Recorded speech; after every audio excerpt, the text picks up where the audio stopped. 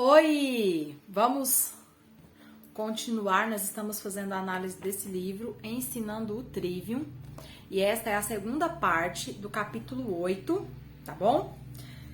E nós estamos falando sobre os princípios da literatura, como entender e como selecionar o nosso relacionamento com a literatura, o que escolher para ler com os nossos filhos, enfim. Então, aqui nessa parte, na continuação, o autor ele dá um pressuposto aqui muito interessante. Ele diz assim, ó, presta atenção nessa frase que ela é forte. Ela fala assim: o ensino de qualquer coisa, independente de quão inofensivo possa ser, caso exclua a relação com Deus, é mentira. Então ele vai dizer assim: quando você for selecionar uma literatura que você queira colocar no currículo do seu filho, que você queira ler, você tem que partir do pressuposto de que isso tem como ser usado a serviço de Deus. Eu já falei isso e ele fala isso o tempo todo nesse livro, o autor. Tem como usar esse argumento, esse livro, essa literatura para a glória de Deus, nem que seja para ensinar algo que você não faça? Não tem. Então não deve ser lido, não deve ser usado, não deve ser colocado como importante. Então essa regra, ele coloca como uma regra universal. Então, se a gente tivesse que resumir esse capítulo 8 e dizer assim, qual o princípio para a seleção de uma literatura boa? Uma literatura que possa ser usada para o serviço de Cristo. Pronto. Esse seria o resumo. Mas, para a gente ver os argumentos que ele fala assim, ó, ele usa de novo o exemplo de Paulo. Paulo, ele toma expressões pagãs, Paulo usa literatura pagã, mas para o serviço de Cristo. Então é isso que ele fala. Você pode usar a literatura pagã, você pode lê-la, mas você precisa conseguir usá-la no serviço de Cristo. Então ele dá um exemplo aqui, ó. Paulo, ele usou no mínimo 4 estruturas pagãs da época, mas para pregar o evangelho. Ele fala sobre o teatro grego, 1 Coríntios capítulo 9, ele dá um exemplo, né, do teatro. Ele usa o atletismo grego, ele fala, né, sobre os competidores, aquele que corre, tal. 1 Coríntios capítulo 9. Paulo fala sobre a lei romana, ele usa aspectos da lei romana para pregar o evangelho. Gálatas capítulo 3. Fala sobre o triunfo militar romano, né, sobre as conquistas, sobre como é visto a vitória, a derrota. 2 Coríntios capítulo 2. Então, só aqui o autor do livro ele lista esses aspectos do que Paulo tem uma visão de mundo, aonde tudo no mundo ele usa no serviço de Cristo, e isso é fantástico, e é isso que o autor está dizendo. Nós precisamos pegar tudo que há no mundo e usar para o serviço de Cristo. É isso que nós precisamos conseguir fazer. Então, esse é o foco do capítulo 8, é isso que ele vai trabalhar. Então, de uma maneira didática, ele cita aqui, ó, 4 pontos para você fazer a relação da literatura com o serviço do cristão, com a vida do cristão ou com o ensino cristão. Primeiro, tudo que você pega na literatura pagã, você precisa usar para servir aos seus propósitos. Então, ele vai falar aqui, fazer o bom uso da literatura pagã dentro do serviço de Cristo, que é mais uma vez aquilo que a gente já está falando já há algum tempo. Usar tudo para o seu propósito, o propósito de glorificar o nome de Deus. Segundo ponto, o conhecimento que nós temos, ele fala de novo, né, da tradição, da cultura, tudo isso, seja algo elementar ou seja algo básico, precisamos colocar isso a serviço de Cristo. O seu conhecimento de Cristo precisa ser um conhecimento mais elevado, ou seja, o conhecimento da literatura tem que estar aqui, mas o meu conhecimento de Cristo, ele tem que ser superior a tudo isso. Eu não posso começar a colocar a literatura como algo mais importante ou algo que eu deva buscar com mais intensidade do que buscar o conhecimento de Cristo. Tudo tem que estar abaixo do conhecimento de Cristo e da busca por Cristo. 3. Esse aqui é interessante. Ele fala assim, alguns lugares atraem pessoas que amam as trevas. E ele vai dizer assim, muitas vezes elas são as mais religiosas e filosóficas. E ele dá um exemplo. Jerusalém dispunha de saduceus, fariseus. Atenas contava com estoicos e epicureus, voltando para o caso de Paulo. E ele fala assim, na capital nacional existem pessoas de direita e de esquerda, ou seja, Em todo lugar que nós estivermos, vão ter pessoas que pensam como nós e pessoas que pensam diferente de nós. Existem pessoas que têm temor pela palavra, mas tem pessoas que rejeitam a palavra e afrontam a palavra. E nós precisamos ter consciência disso. E assim, gente, abrindo um parêntese, se isso aqui era verdade há 20 anos atrás, imagina hoje. As pessoas estão, sim, perdendo o temor da palavra. E nós precisamos ter consciência disso. Então, nós precisamos entender que vai ter muita literatura que vai afrontar a palavra de Deus. E nós precisamos entender que existem os filhos das trevas. Existem pessoas que escolhem deliberadamente ir contra o Senhor e seguir o caminho das trevas. E tá tudo bem.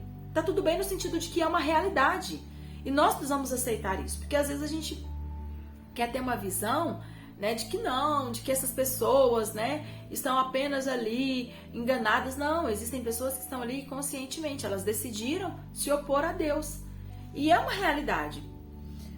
Por mais que haja uma cegueira espiritual, nós entendamos que é uma cegueira, é uma mentira do diabo ali na filosofia de vida dessa pessoa, mas ela decidiu estar naquele comportamento. Ela não está ali, de certa forma, sendo, né, como que eu posso dizer, enganada, né? Ela está, desculpa, se enganando. E o quarto ponto, ele fala assim: as coisas do mundo consumirão o nosso tempo. Então ele fala assim, nós precisamos eliminar a busca ao que se encontra no nosso chamado em depender de Deus para trazer outras coisas que precisamos na caminhada. Ou seja, se nós começarmos a usar a literatura de uma maneira indeterminada, ou seja, sem critérios, o que nós vamos fazer? Nós vamos gastar o nosso tempo com aquilo que não é necessário, não é importante. Então ele fala, nós não podemos consumir o nosso tempo com a literatura que não tem propósito. Então nós precisamos ter um propósito com a literatura.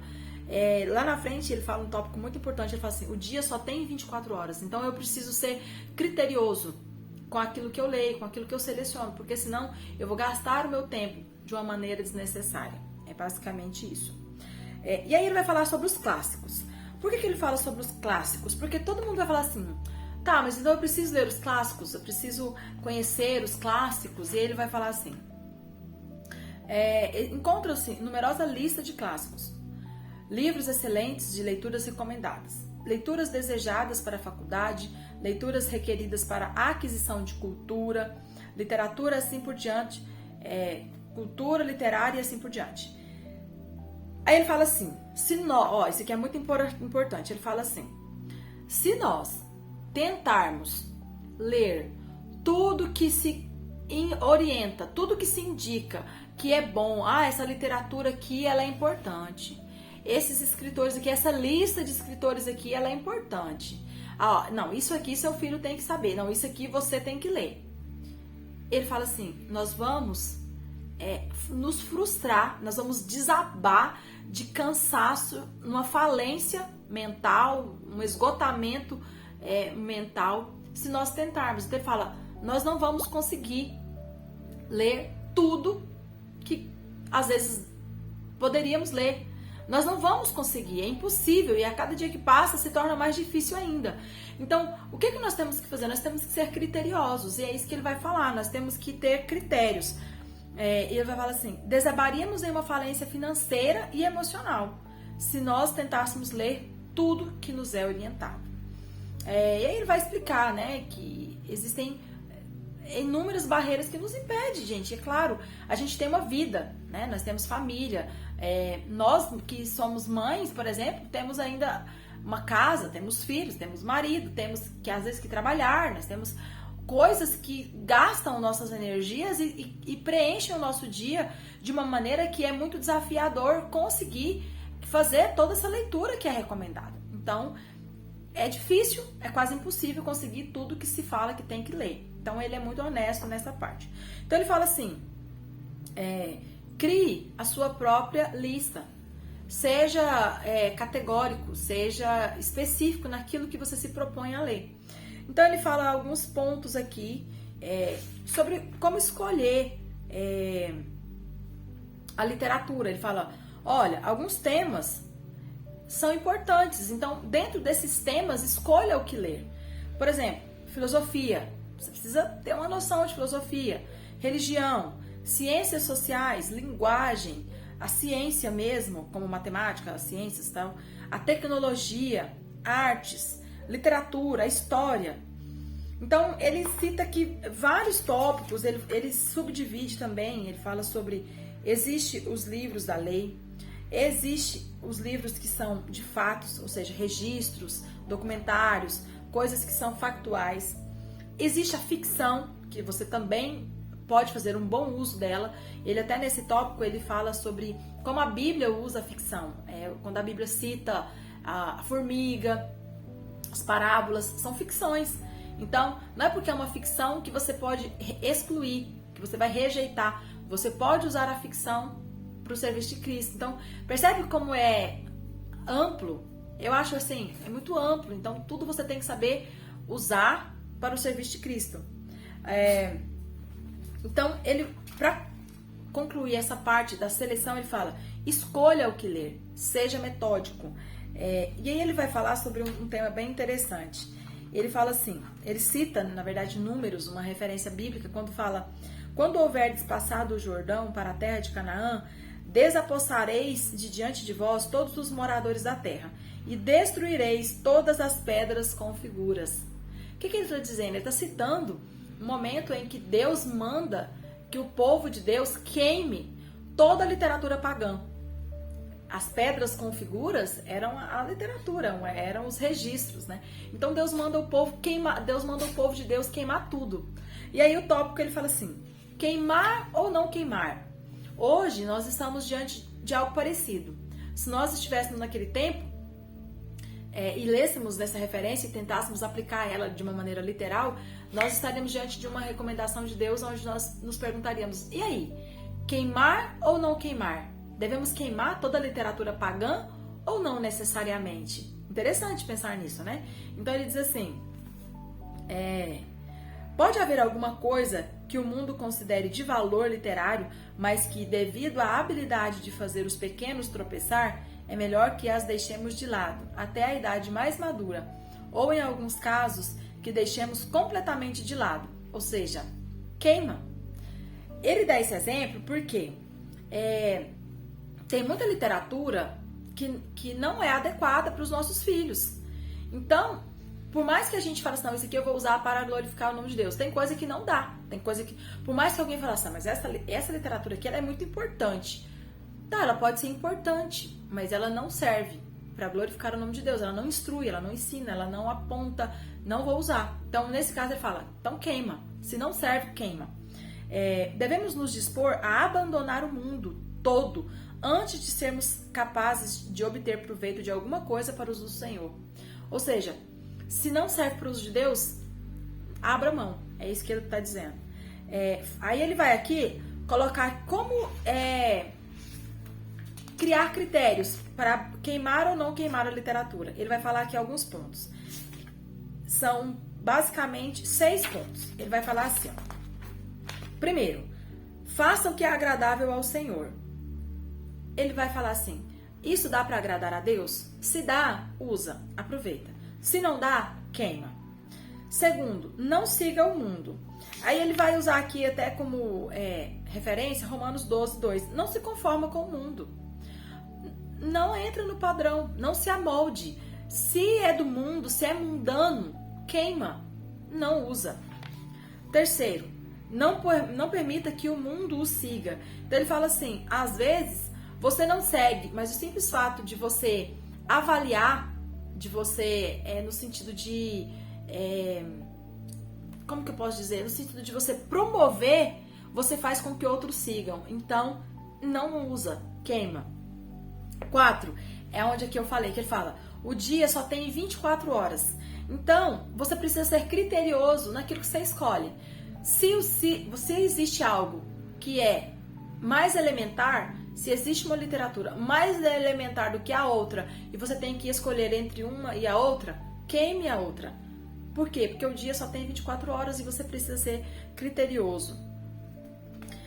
E o sexto, é proveitoso? Que é basicamente, tem como usar? tem como tirar proveito, isso promove bons hábitos, isso te ajuda a crescer, isso promove a família, promove aprendizado, então usa. Não promove, queima, deixa de lado. E eu acho que é bem no sentido assim, desapega, sabe? Não fica se lamentando, mas eu precisava usar isso. Não, queima, joga fora, deixa de lado. Ele conta aqui um exemplo, pessoal, eu achei bem interessante. Ele fala que teve algumas literaturas que eram muito recomendadas para o currículo, né, do ensino dos filhos. E aí, o que ele faz? Ele coloca no currículo e pede os filhos para fazer a leitura do material. Só que eles não tinham lido, porque é muita coisa, muito material, então eles liam algumas coisas e outras coisas estavam no currículo de leitura dos filhos. E eles perceberam que os filhos relataram que aquela literatura não era apropriada. Então eles foram ler, quando os filhos fizeram esse relato. E quando eles foram ler, realmente era uma literatura que não era apropriada. E eles perceberam que eles fizeram algo errado. Então eles suspenderam aquela literatura. Então eles falam, olha, você precisa primeiro ter um contato com a literatura. E por isso que você precisa ser mais criterioso ainda. Por quê? Porque é difícil você conseguir peneirar tudo, filtrar tudo, ler tudo. Então nem tudo você vai conseguir ler. Então seja criterioso, principalmente em relação à imoralidade. Eles sempre falam que a filosofia, principalmente alguns filósofos que são muito famosos aí, que a gente cita, né?